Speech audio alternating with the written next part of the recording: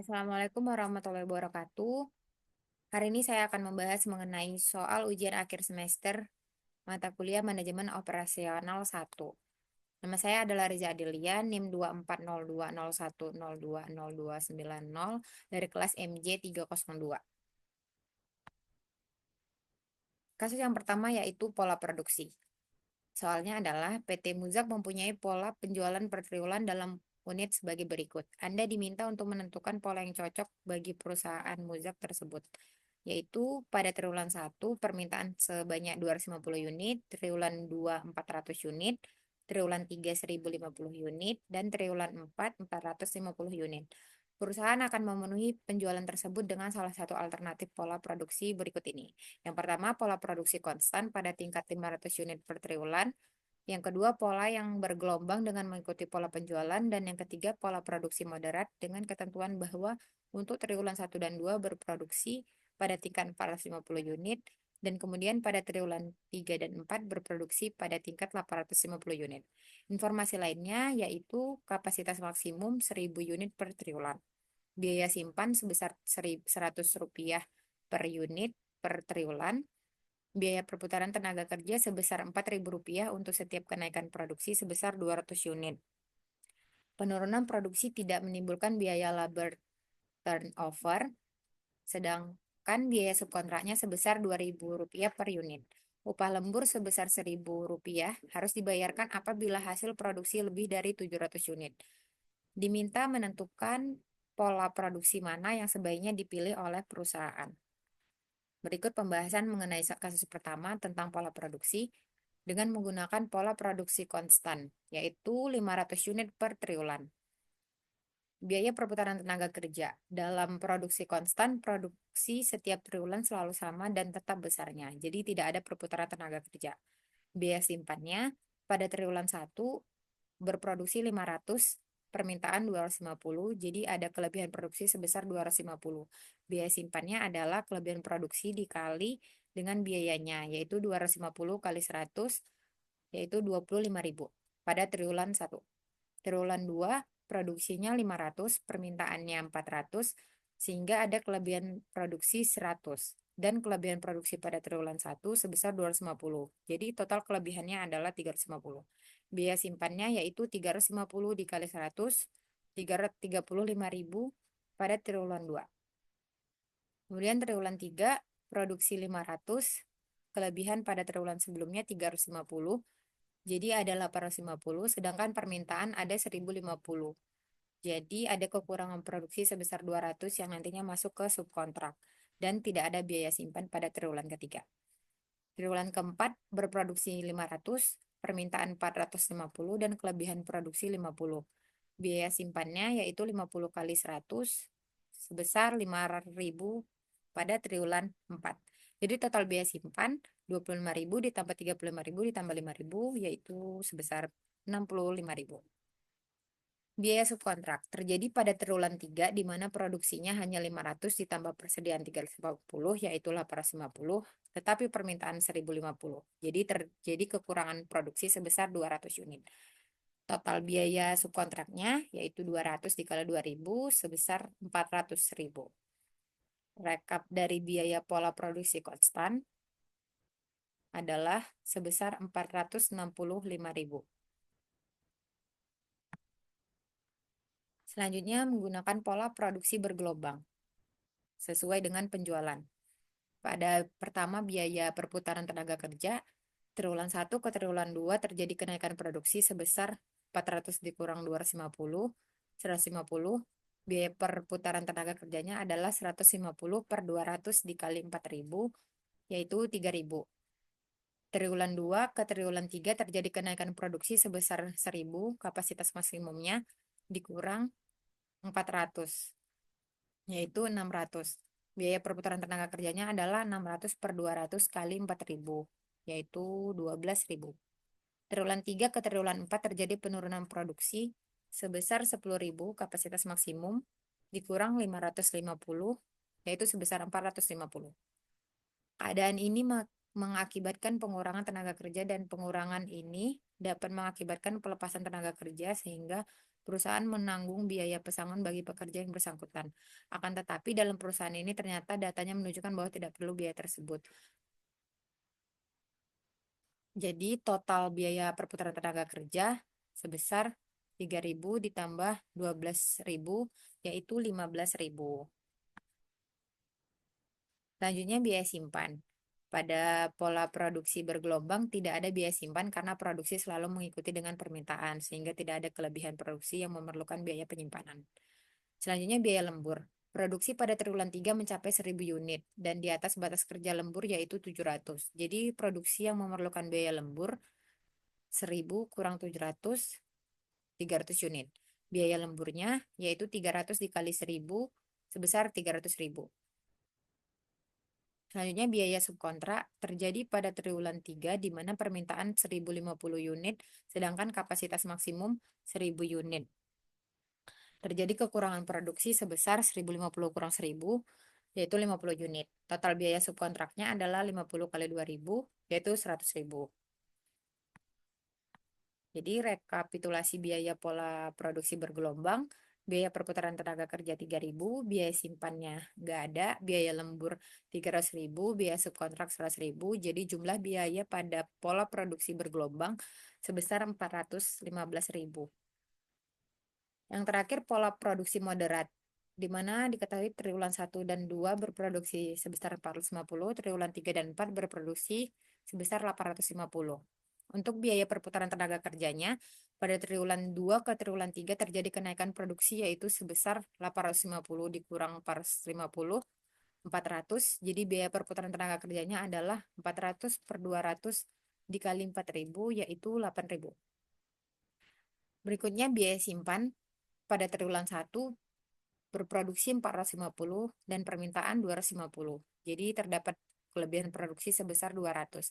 Biaya simpannya adalah kelebihan produksi dikali biaya, yaitu 200 dikali 100 sebesar 20.000 pada triwulan 1. Triwulan 2 berproduksi 450 dan permintaan 400.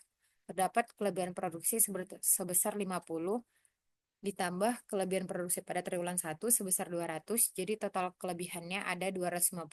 Biaya simpannya 250 kali 100 sebesar 25.000 pada triwulan 2.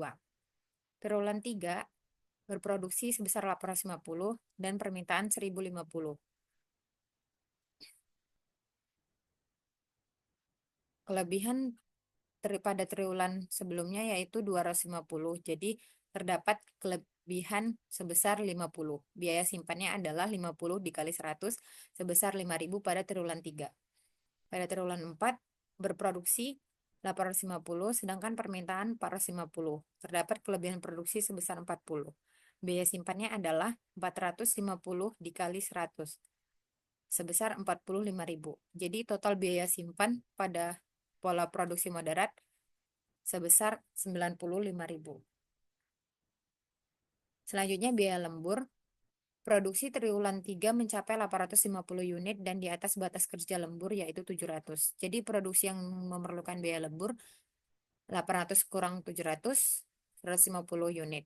Biaya lemburnya adalah 150 kali 1.000 yaitu 150.000. Produksi triwulan 4 mencapai 850 unit dan di atas batas kerja lembur yaitu 700. Jadi produksi yang memerlukan biaya lembur yaitu 850 kurang 700, 150 dan biaya lemburnya dikalikan 1.000 menjadi 150.000. Total biaya lemburnya adalah 150.000 ditambah 150.000, 300.000. Biaya subkontrak seperti yang telah dijelaskan bahwa triwulan 3 tidak terjadi kekurangan produksi sehingga tidak ada biaya subkontrak. Rekapitulasi biaya pada pola produksi moderat yaitu yang pertama biaya perputaran tenaga kerja 8.000, biaya simpan 95.000, biaya lembur 300.000, biaya subkontraknya nggak ada, jadi jumlah biayanya yaitu sebesar 403.000.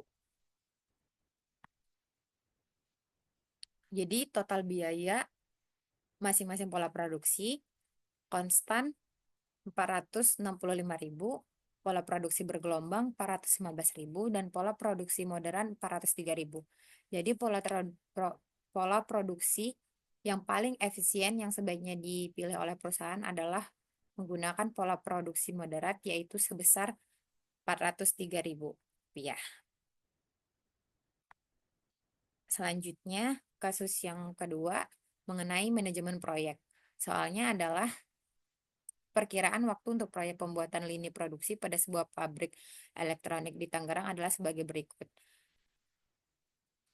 Yang diminta adalah menggambarkan jaringan proyek dan menghitung slack time dan tunjukkan jalur kritis pada proyek ini. Masuk ke pembahasan, ini adalah gambar jaringan proyek menggunakan QM for Windows, seperti di gambar. Yang kedua, menghitung slack time dan jalur kritis pada proyek. Ini juga gambar dari QM for Windows yang berikutnya akan saya jelaskan cara menghitung ini. Oke. Langkah yang pertama yaitu menghitung early start atau ES dan early finish atau EF. Menggunakan EF sama dengan ES ditambah durasi dengan menggunakan metode forward. Kegiatan A waktunya 6 jam, kegiatan B waktunya 7 jam, kegiatan C waktunya 5 jam, kegiatan D 6 jam, E 5 jam, F 8 jam, dan G 4 jam. Dengan menggunakan metode forward, ES-nya yang pertama kegiatan A ES-nya 0 dan EF-nya adalah 0 tambah 6, yaitu 6. Pada kegiatan B, ES-nya juga 0 karena tidak ada pendahulu. Yang pertama, EF-nya adalah 0 tambah 7, yaitu 7. Pada kegiatan C, ES-nya ada 6 karena pendahulunya ada A. EF dari A yaitu 6, jadi ES dari C adalah 6. EF-nya adalah 6 tambah 5, yaitu 11. Pada kegiatan D, ES-nya adalah 11 karena pendahulunya B dan C, di mana durasi dari B dan C yang paling maksimal adalah durasi C sebesar 11 jam. Selama 11 jam, jadi ES-nya adalah 11. EF-nya adalah 11 tambah 6, 17. Kegiatan E, pendahulunya B dan C juga sama, dan yang paling maksimal 11, jadi ES-nya adalah 11. EF adalah 11 tambah 5, yaitu 16. Kegiatan F, ES 17, karena F pendahulunya D. DEF-nya adalah 17, jadi ESF adalah 17. F, EF adalah 17 tambah 8, 25. Kegiatan G, ES-nya 25, karena pendahulunya E dan F. Dimana yang paling maksimal pada F selama 25 jam. Jadi ES-nya ada 25, EF-nya 25 tambah 4, yaitu 29 jam. Berikutnya, langkah kedua menghitung LS dan LF. LS yaitu LF dikurang durasi. LF adalah sama dengan EF dengan menggunakan metode backward. Kegiatan G, LF-nya ada 29, LS-nya yaitu 29 kurang 4, 25. Kegiatan F, LF-nya 25, LS-nya 25 kurang 8, yaitu 17. Kegiatan E, LF-nya 25, LS-nya 25 kurang 5, yaitu 20. Kegiatan D, LF-nya 17, LS-nya 17 kurang 6, yaitu 11. Kegiatan C, LF-nya 11, LS-nya 11 kurang 5, yaitu 6. Dan kegiatan B, LF-nya 11, LS-nya adalah 11 kurang 7, yaitu 4. Dan kegiatan A, LF-nya 6, LS-nya 6 kurang 6, yaitu 0. Selanjutnya menghitung slack time. Slack time itu adalah LS kurang ES atau LF kurang EF. Pada kegiatan A, slack time-nya 0 kurang 0 sama dengan 0. Kegiatan B, slack time-nya 11 kurang 7, yaitu 4. Dan kegiatan C, slack time-nya 6 kurang 6, yaitu 0. Kegiatan D, slack time-nya 11 kurang 11, yaitu 0. Kegiatan E, slack time-nya 20 kurang 11, yaitu 9. Kegiatan F, slack time-nya 11 kurang 11, yaitu 0. Dan kegiatan G, slack time-nya 25 kurang 25, yaitu 0. Jadi jalur krisisnya itu adalah slack time yang hasilnya 0, yaitu pada A, C, D, F, dan G. Seperti di gambar A, C, D, F, dan G. Demikian pembahasan saya mengenai soal-soal tersebut. Lebih dan kurang mohon maaf. Assalamualaikum warahmatullahi wabarakatuh. Terima kasih.